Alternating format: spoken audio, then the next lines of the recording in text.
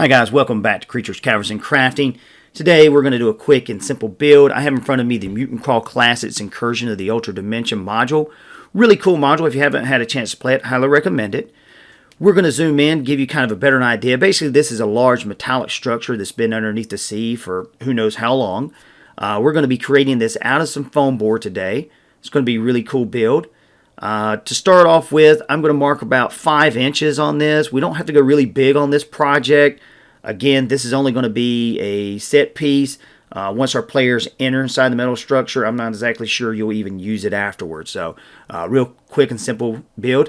I'm going to use a nice sharp blade to make my cuts. Again, having a nice sharp razor is going to make the difference with a really nice straight cut. I'm also going to use this metal ruler here. And I'm just going to mark each one of these off. I'm going to go about 5 inches, maybe 6 inches at the max on each side. And all 4 of those are going to be the same cut. So the next step I'm going to do is take a piece of the foam core and I'm going to just create a grid pattern on it.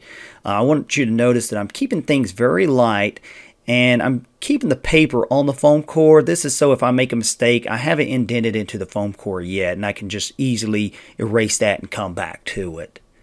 This is going to help me line up symmetry whenever I go to create the face. Notice the doors, the windows, and the sides are pretty perfect on. Now I'm just going to cut out the door. I'm not going to throw that away. I'm actually going to use that as the nose. And we'll actually come back and probably glue that on using some hot glue. Just want to see how we've lined everything up with those grid patterns. This is really going to help you.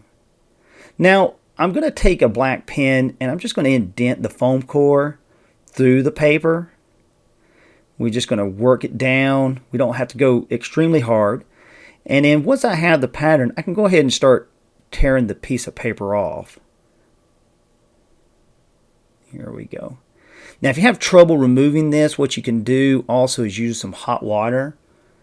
And that sometimes will help you release it. This is coming off pretty easy for me though. I tend to like to use a black ink when doing this. If you're using something like a purple or blue, that might show up when we go to paint it. So, either use black ink or use something kind of with an edge to create that pattern. Stay away from, really extravagant colors. Here we go. We're just going to remove the rest of the paper here. Take this one little piece out of the window. And there you have it. Now I'm going to go ahead and cut a couple of other pieces out. I've got a piece for the nose here, and I'll remove the paper on that as well. But I've also got some up on top. I'm going to show you that here in a second. There on the top there, I've created another piece.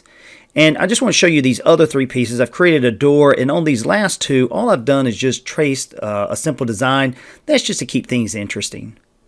And of course, I'm going to use some super glue to glue all that together. Excuse me, not super glue, hot glue. And we're going to be careful when we put that. We don't want it to melt the foam core. So before we start to hot glue anything, I'm going to add some texture to the foam core. And all I'm doing is using a piece of aluminum foil that I've balled up. I'm just going to go all the way over the foam core like so. Roll this. Use different edges on it. You don't want to get the same pattern. If you don't have aluminum foil, you can use like a rock or something with similar texture. And there you go. Should look really nice when we go to add some paint on this. We're going to add this to all 4 pieces. I'm going to take some hot glue now and just run a thin bead of this along the edge of the foam core. Again, I'm going to be careful not touching the hot glue gun itself to the foam core. I don't want it to melt.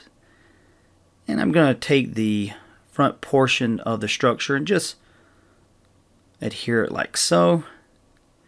Once I have this together, I'm going to do that on all 4 sides. I'm also going to add some extra glue there to the corners just to give it a little bit more strength. And once I have all 4 together, I'm going to use that to cut out a ceiling piece. This is going to be the top. Like so. And again, I'll remove the paper off of that. And I'll also cut out 3 additional pieces and just put those on top. Those don't serve any function. That's just to match the cover art. Now that our structure's together, I'm going to take some Mod Podge with some black paint. This is a nifty crafting trick. I believe DM Scotty, Black Magic Craft, and some other crafters have used it. But basically, we're just going to take the two mixed together. We're going to lightly apply this to the foam core using a brush. I like to go a little light with this and just add a second coat. Sometimes if you go really thick, this will get in and fill in those details that you work so hard to get. So just apply this, allow it to dry, go back, add a second coat if you like to. When this dries, it's going to harden onto the foam core. It's going to give it a lot of strength. And also when we go to prime it, it's going to protect the aerosol from eating the foam core. We're going to do that on the inside and the outside of the structure. Next, I'm going to prime the structure a uniform gray on the outside. I'm also going to give a nice spray of black on the inside.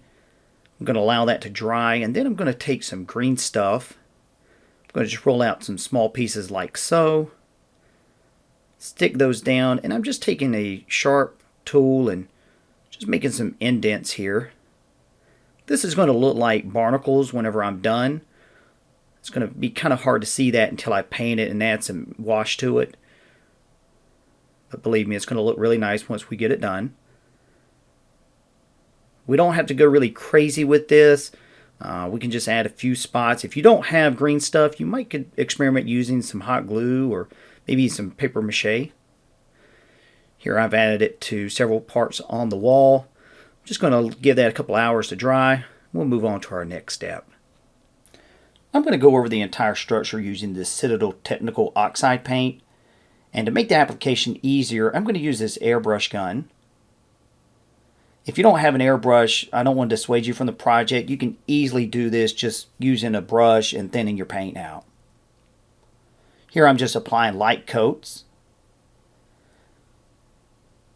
It's okay if some of the gray bleeds through. In fact, that's more of a desired effect. We're going to do this over the entire structure. Here's a close-up of the coating. And I know the gray's bleeding through. We want that. And keep in mind, we're also going to go back and weather this a little bit. So it's going to tie it all together. To bring out some detail, I'm going to use this Nolan oil. And I'm just going to apply this to the crevices in the cracks of the structure. Just going to take my brush here, put a little bit on the edge,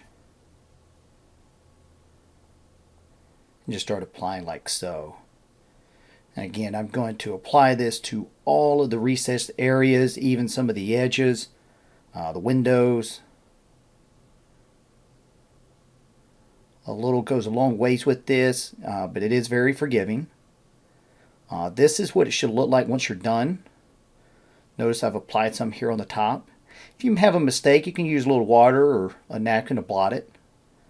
And if it looks a little too strong, don't worry, we're going to weather it and we're going to add some other technical aspects just to tie it together. I'm going to take this Aggress Earthshade by Citadel, and this is what I'm going to primarily use to weather the structure. So I'm going to grab my brush here, and we're just going to put a little dab up here in the corners. And we're just going to drag that down like so.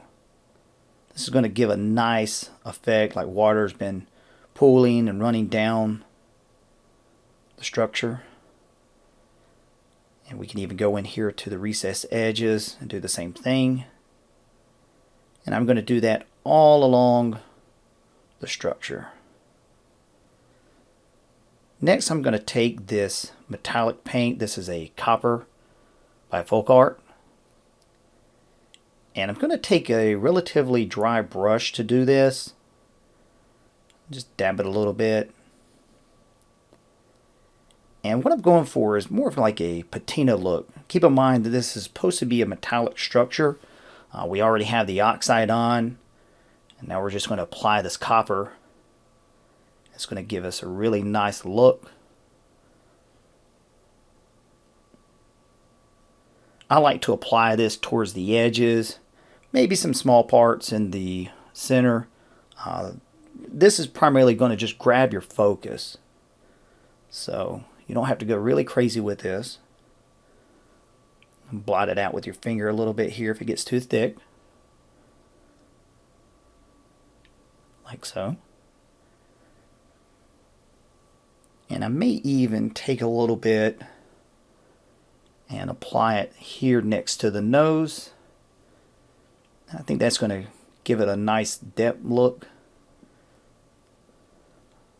Yeah, that looks really nice.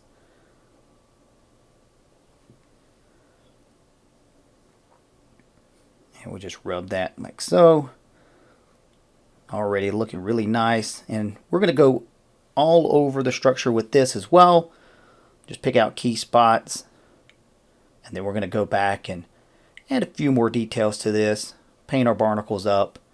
We're almost finished. I'm going to go ahead and add some Vallejo weathering effects. For this project, I'm going to use a slimy grime and a European mud. I'm just going to apply that in just some spots on the structure like so. I really like the way the green looks, almost like an algae. Up here at the top, I've added some mud.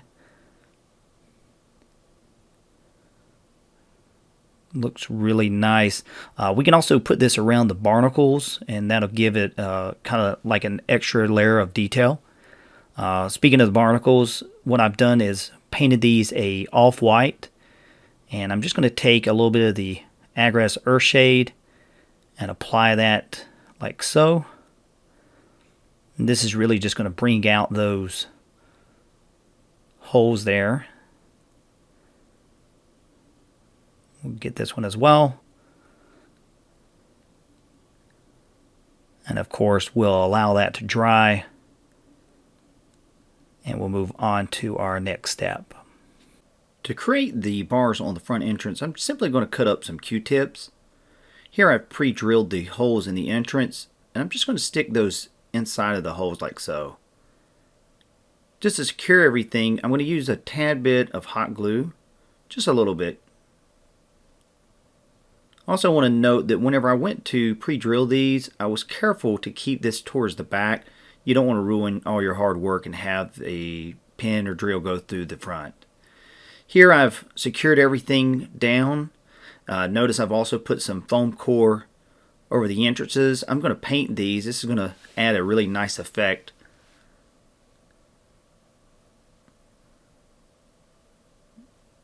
And again, there's the hot glue that's securing it.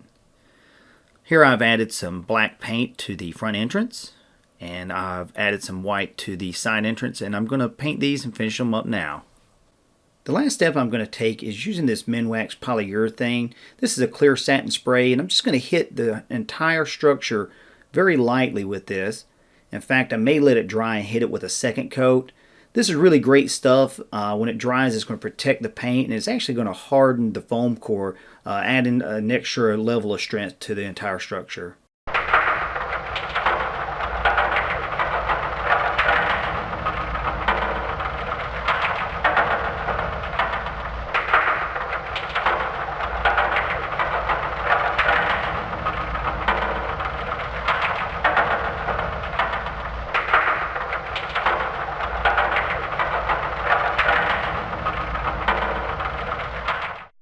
Hey guys, thanks for tuning in to my video. I greatly appreciate your viewership. I'm seeing a lot of new names, a lot of new faces, so we're growing this channel. Greatly appreciate it. If you haven't, go ahead and subscribe, follow, share this video with anybody that you think might like this content. I do want to apologize for the delay in getting this video out. I did get caught up with the holidays, and I also got really sick. My voice was not there to even record a video, but I greatly appreciate you guys being patient. We'll try to crank some more of these out for you. As always, please stay safe, leave me your comments, and you guys have a great and wonderful week.